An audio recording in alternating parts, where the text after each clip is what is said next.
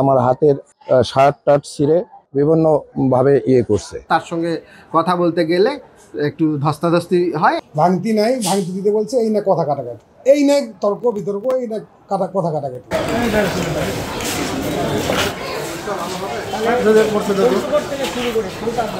আমাকে স্টেশনের লোকজন কাউন্টারে যারা চাকরি করে মন নামে, সে বিভিন্নভাবে লাঞ্ছিত করছে। সামান্য মানে টিকিটের যে ইয়েগুলো সেগুলো ঠিকঠাকভাবে তারা না দিয়ে এক কাউন্টার থেকে আরেক কাউন্টার, আরেক কাউন্টার থেকে আরেক কাউন্টারে ঘোরাঘুরি করাচ্ছিল।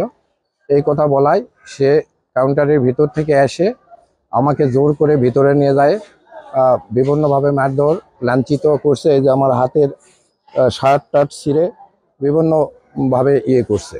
সেকশনাল ইন্সপেকশন চলাকালীন সময়ে একজন জনৈক যাত্রীর কাছে টাকা খুচরা না থাকা সংক্রান্ত বিষয় নিয়ে কথা কাটাকাটির এক পর্যায়ে সে একটু উত্তেজিত হয়ে যায় এবং আমাকে গালিগালাজ করে। এবং পরবর্তীতে আমিও আমার যেহেতু জয়পুরহাট স্টেশন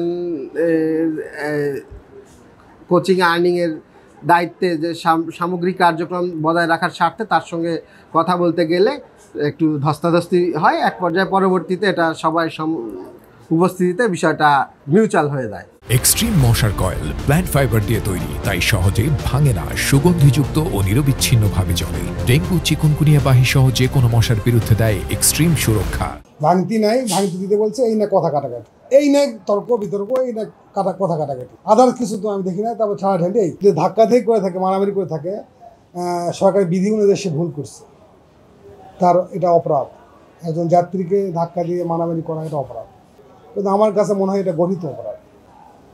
একজন যাত্রী সেবা দিতে যায়, কথা অনেক বলতেই পারে যাত্রী, সেখানে আমাকে জোরপূর্বক মারামারি করতে হবে, পিটাপিটি করতে হবে, এটা আমার কাছে ভালো মনে হয়নি। আমি এটা তার কাছে সরকারের রুলস অনুযায়ী এটা সে অপরাধ করছে। হেড বুকিং মোহন, আমার কাউন্টারের হেড বুকিং মোহন, সে অপরাধ করছে এবং তার জন্য আমার সামনে ক্ষমা চাইছে। আমি তাকে ক্ষমা চাইছি, দ্যাটস এনাফ।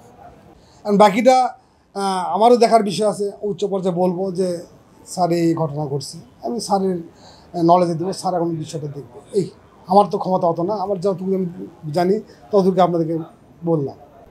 তবে মন যেটা করছে এটা ভালো করেনি, অপরাধ করছে। একজন যাত্রীকে সেবা দিতে যা ধাক্কা থেকে করা, এটা ঠিক করা, এটা তার অপরাধ। এবং সেই অপরাধের জন্য আমি আমার সামনে থেকে তার কাছে যাত্রীর কাছে ক্ষমা চাইছি এবং যাত্রীকে ক্ষমা নিয়ে হ্যান্ডশেক করাইছি। এ ধরনের আচরণের কোনো সুযোগ নাই। হ্যাঁ, সরকারি কর্মকর্তাদের অবশ্যই তাদের কথাবার্তা বা আচার আচরণে শালীন হতে হবে। আমাদের যে আচরণ বিধিমালা আছে সেই বিধিমালা অনুযায়ী আচরণ করতে হবে। দ্বিতীয়ত যে এ ধরনের ঘটনা যদি আমাদের কাছে লিখিতভাবে জানানো হয় তাহলে আমরা এটার বিষয়ে আমরা ব্যবস্থা নেব।